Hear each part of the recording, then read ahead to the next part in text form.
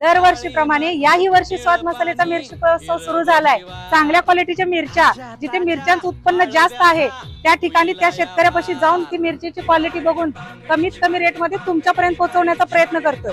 तुम्हाला या ठिकाणी अनेक प्रकारच्या मिरच्या बघायला मिळतील। त्यामध्ये बेडगी असेल, काश्मीरी असेल, लवंगी असेल, संकेश्वरी असेल, गुंटूर असेल। आणि याही वर्षी माझा मसाला कलर, तिखट, टेस्ट वर्षभर टिकून राहिली पाहिजे म्हणूनच तुमच्यासाठी घेऊन आली आहे या सर्व मिरच्या।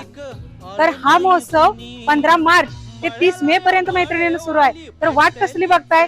जवळ तुम्हाला जी सोयीस्कर असेल त्या शाखेला जावा आणि तुम्हाला असणारी मिरची खरेदी करा। जिल्हा परिषद उपाध्यक्ष ऋषिकेश लाड यांच्या हस्ते जय भवानी पतसंस्थेच्या रामानंद नगर शाखेतर्फे स्कूल बस व कारचे वितरण।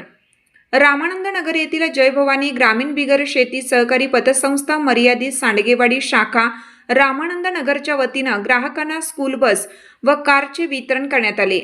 या वाहनांचे शासकीय पूजन सांगली जिल्हा परिषदेचे उपाध्यक्ष ऋषिकेश लाड यांच्या हस्ते संपन्न झाले।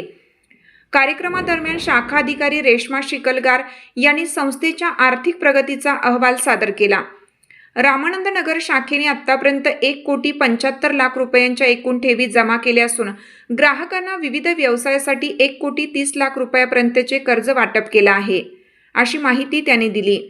पतसंस्थेच्या या यशस्वी आर्थिक वाटचालीबद्दल उपाध्यक्ष ऋषिकेश लाड यांनी संस्थेचे विशेष कौतुक केले।